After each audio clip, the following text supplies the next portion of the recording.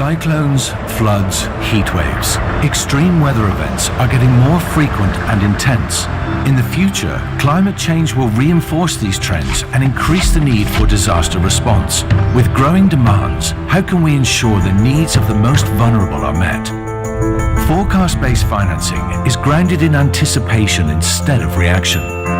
Using weather forecasts, satellite images, climate models, and data on social vulnerability, scientists can predict the probability of extreme weather events and their impacts with increasing accuracy.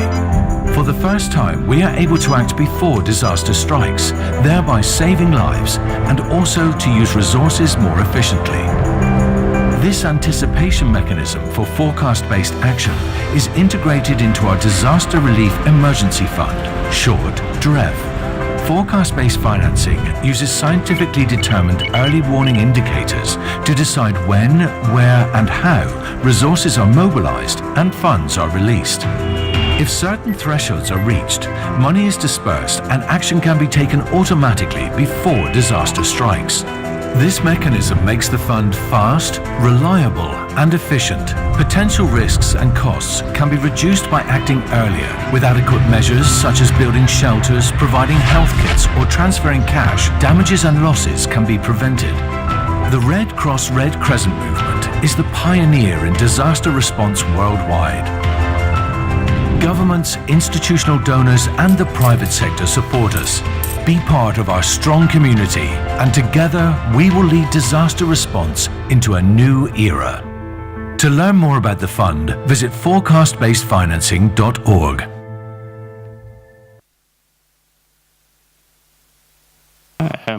Hello, good afternoon, everyone.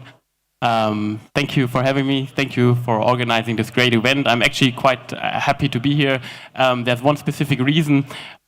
We call this program forecast-based financing. And usually when I present this to people from the humanitarian community, to other NGOs, they dislike the word financing because they think it should be forecast-based action, as it's actually called on this little brochure that I brought, because it's about doing something, it's about helping people.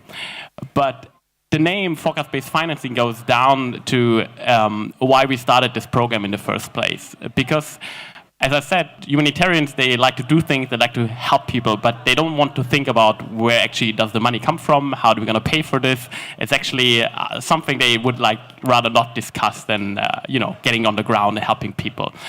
But we realized that the problem with disaster relief and disaster response is that the financing for it is usually available only after the event.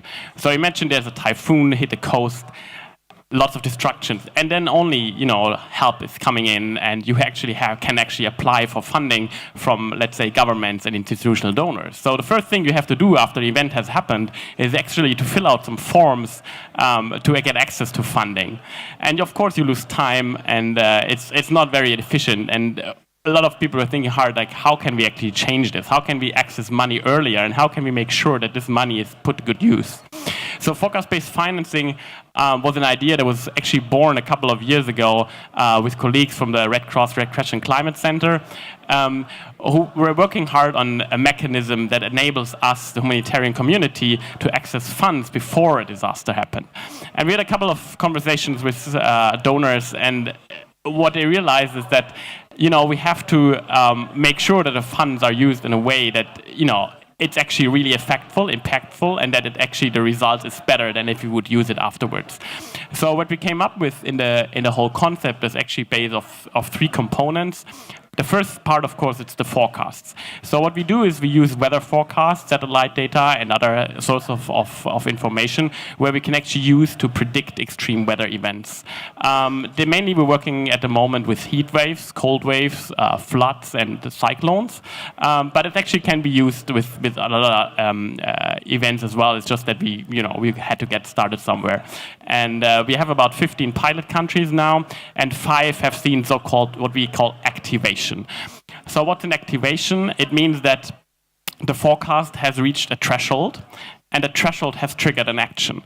So what we do in every project is that we look at the risks in a certain country, in a region, and we define danger levels where we say, okay, if this let's say, river level is above a certain threshold, then this action should be taken to reduce the risk and to reduce the losses by the people. And when I go to these events, it's actually kind of funny because a lot of people joke that this is a very German solution to a problem, because in the end what you need is a plan and someone who executes a plan. And that's what we call it, the early action protocol, where we actually define where, when, and how the funds have to be allocated and resources have to be mobilized, and actually actions have to be taken. So the interesting part is not so much about the actions that we take, it's about where, when, and how, and without any consultation, everybody has to know which is his role in his place in the project. So that's one important part. And the second part, of course, it's the financing facility. So once a project has an approved so-called early action protocol, they get access to funding, which means once the threshold from the forecast is reached, the funding will immediately be released from the Master Emergency Relief Fund in Geneva by the International Federation of Red Cross Red Crescent Societies. And there's no discussion about what to do with it and where and when, how we're going to spend the money. It's all set before in the early action protocol. So that's the setup, and we're actually working in about 15 countries now. And as I said, 5 of them have seen so far activations. And it's good to know that you have a really long process in preparing these projects. It's like about 1 to 2 years that you need to actually set us up, to make sure that you have the right forecast, that you actually enable, let's say, the National Meteorological Services to, make prediction as good as we have here in Germany. For example, tomorrow will be a sunny day. It's not always like accurate in other parts of the world. And so it takes some time to develop these protocols. It also takes some time to capacity building on the ground, for example.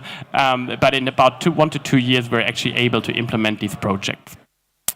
When I say we, it's on the chart. It's I'm from the German Red Cross. We're working together with our secretariat, the International Federation of Red Cross and Red Crescent Societies in Geneva.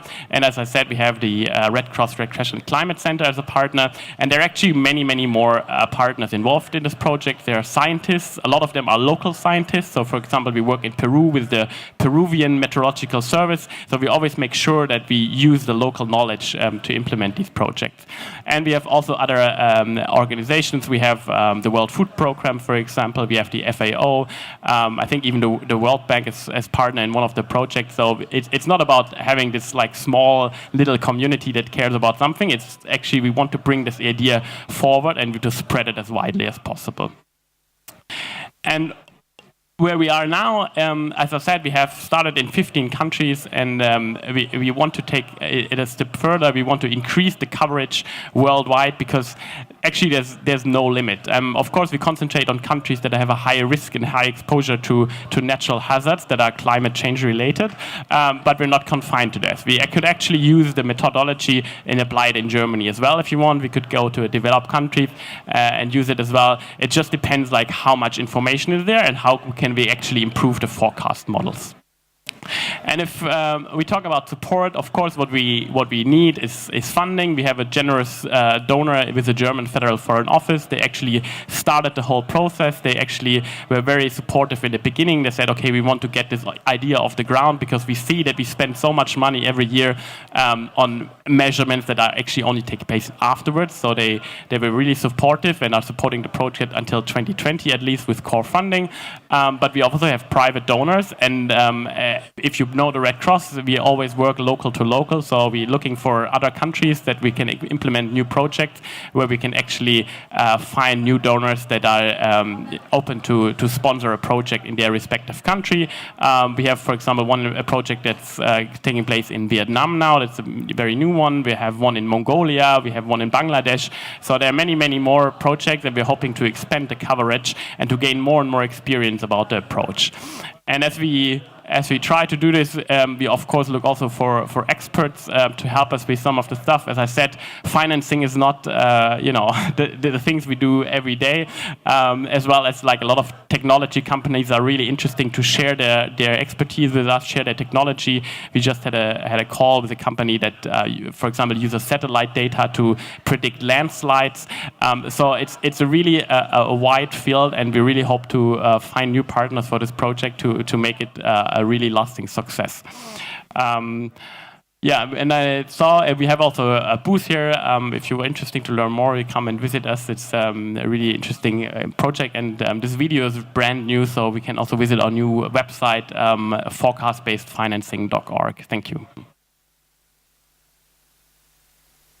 Thank you very much, Konrad. I might kick off some of my own questions. So that we know some of the challenges and the importance of mobilising finance quickly once a disaster strikes, which this helps to address, but it also helps to prevent disasters and issues by those sort of forecasting the triggers, as you mentioned. So it's a very interesting program. You mentioned wanting to expand it, and I'm wondering, to expand it, what are the kinds of partners you're looking for? Is it the donors that you mentioned? What other kind of partners are you looking to Yeah, so thank you. So one aspect, of course, is you have to have a certain readiness to be able to introduce such a program. I mentioned the meteorological services. They have to have certain knowledge that they can apply to their country. So if there's no data available that we can work with, of course, that's going to be really difficult. But it's actually one of the first steps. We look at what is available, what can we use. We look at historical data, for example, and we see how we can actually make that better. How can we use the forecast to improve the whole setup of the national meteorological services? For example, in Peru, I really like that one. We're working on cold waves. There's really heavy snowfall.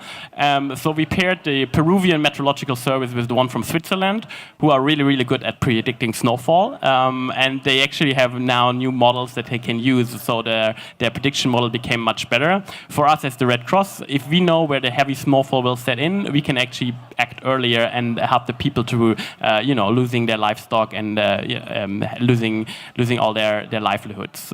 So it really depends on the foundation, but it doesn't mean that you cannot implement a project there because there's nothing there, because you always have something to start with, and you can also use models from other countries, obviously, and see if there's a fit, and you can adapt it to a different circumstance. So you've currently got 15 pilots, you mentioned. What's the plan for after the pilots? What's the next stage? Okay, so it's an interesting point as well. We actually still call them pilot countries. We so-called have a proof of concept that this works already. But the point is that we realize this is nothing that will stop. We will continue evaluating, obviously. We will continue working on the forecast methodology, because not always are they at this stage don't think that they are, like, for example, good enough. And we also have to do the review. Is these early actions that we are taking, are they really effective? Are they impactful? Do we really stick with them, or should we change them? So for the countries that are already eligible for funding from this fund, there are actually 5 at the moment. We actually wait for the next event to happen, so we can actually see if these actions that we take will prevent the losses. And for those who are in the process of developing, of course, we're looking into getting a first pilot there on the ground. Sometimes it's regional, sometimes it's national, and then we bring all the people together. That's a very important part. We organize so-called dialogue platforms around the world. The next one will be end of May in Kuala Lumpur for all the Asian countries, where they all gather and exchange ideas and see how they actually learn from each other and how we can take this to the next level. Thank you. I might see if there's any questions in the audience. Have any of your pilots been in the Pacific Islands at all? Yes, there's one that's also a very early stage, so I can't tell you much about it, to be honest. But yeah, I think it's the Solomon Islands that are on the list for this. Yes. So we also look, of course, for existing partnerships, because obviously this is a topic that is prevalent in a lot of different areas. So we look where we can actually build on. We really don't do this alone. This is really important to see. We're building on existing knowledge, and we're building on an existing network, and we are always open to expand that, because we know there's a lot of work that has been done by either the private sector or by public institutions that we can use and that we can leverage. Yeah. Thank you. You talked about your 15 pilot countries, and you talked about a fund and about countries becoming eligible for this fund. So how did you choose your pilot countries, and how do other countries become eligible? Okay, it's again, it's a very practical decision. As I said, the funding came from the German Federal Foreign Office, so they specifically asked the German Red Cross to look at countries where we could actually test this approach, and we are basically active in around 50 countries around the world as a German Red Cross, and we looked at those and we decided to select 3 to start with, and to really have pilots that are very limited. We actually, at first, we started with a regional approach before expanding to the national level, and we also just wanted to make sure that we have people that we know we can work with. And as the Red Cross, if you know the structure, you always have, or most often in most countries, you have always a strong established national society like the German Red Cross, who then partners with a little bit weaker national society. And around the world, you have the same example. For example, the project in Mongolia, they do this together with the British Red Cross. In the French Caribbean, they will do it with the French Red Cross. So there's always a pair and a match where we can think this makes sense to make start, because as I said, it really takes a long time to really set up these projects, and it's not as standard as it seems from from a little video. Sorry? Oh, eligibility. So basically everyone is eligible from the Red Cross Red Crescent. So there are 191 soon to be national societies, but they only can access the funding once they have an early action protocol that has been approved. So there's a scientific committee that once we send in the plans, say this is what we want to do in case of any disaster, they will validate it. They will say, okay, we think this makes sense. We think this is like you did your homework and you did good, and now you're eligible for funding. And once that is done, there are 5 of them now from the 15. If something would happen tomorrow, something in Bangladesh, they would immediately get funding from us. So there's no limit to that.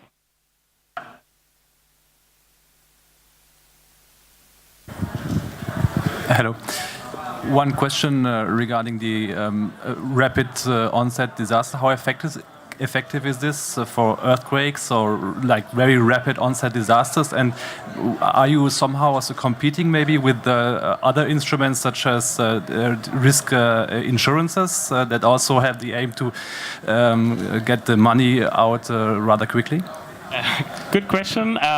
So of course there are more disaster types that we cannot cover yet. Earthquakes is one of them. I just mentioned the landslides. We also thought that we cannot really do landslides yet unless we had that call with the company who uses the satellite images. So I think there's a lot of movement in this area, and especially the technology. This would have been possible a couple of years ago, but computing power was just not that good, so you could not do it for that kind of money. So I think we'll see that this will progress to other types of disasters.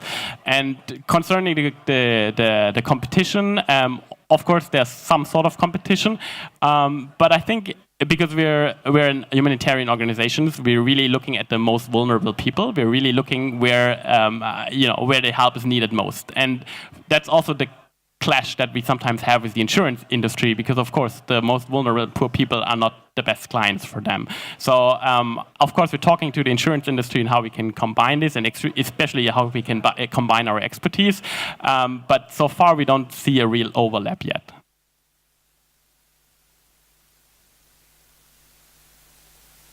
As the program is focused on helping to prevent, or at least mitigate some of the worst effects of disasters, I'm wondering, a question that often gets asked from donors is, how do you measure the outcome? You want to talk a bit about that? So we had a recent case in Bangladesh last year. It's one of our pilot countries, and there we were actually really lucky because everything was set up according to plan, and we were actually really lucky also that we only covered a few villages. We had like 1,000 beneficiaries for that, and we were able to you have a control group of other affected districts where we did not cover them with the FPF approach, and therefore we were able to do like a proper evaluation and show that the impact is greater in our program. But to be very honest, that's why we also still call it pilot countries, because we have a lot of these countries where we just getting started. We don't have that much data yet on that. So we're really working on that. But I think once the Bangladesh case is like really ready to be shared in all the details, I think we really have a really good proof that we can share with the donor. Also, the Bangladesh example was about cash transfer, which in the humanitarian community is like a really standard thing nowadays. But for donors, it's still they're quite skeptic about giving people just cash unconditionally. But we could really show that this was the most effective help we could give. So we were actually able to help these people 7 days before the flood peak arrived in their villages. So they were able to evacuate themselves, to buy food for their livestock and things like that. And compared to the other villages, they had a considerable little more or less loss of livestock. Any further questions from the audience? I have another, which is I'm wondering what are the main barriers to being able to expand this out? And you mentioned access to data. Is that the main one? Are there others? Well, access to talent, I would say. So we realized that, we have our Red Cross and Climate Center, and there are really smart people working there. But of course, in this area, we really compete with a lot of other players. And it's also like getting these projects implemented. It requires different skills than, like, say, the normal humanitarian projects where you just go and do things. Let's put it simply. So we really have the feeling that this could be a problem in the future. And also, as I said, if you really look at how we can build models and use more data, we also need qualified people for that. And I mean, let's say competing with Google on a salary, for an engineer who does a platform for us and data processing, I think we're not able to do that yet, unless a donor agrees to raise the salaries or something like that. So that's one of our main worries, that as it expands, we really run into trouble finding the right people, because they don't really. I mean, some of them see this as an opportunity to work in the humanitarian sector, but I think it would be a shift for most of people, and quite frankly, we don't have much expertise as well in that sector, and we're building it up yet. Okay, thank you very much. Our time is drawing to a close, so please join me in thanking Konraden.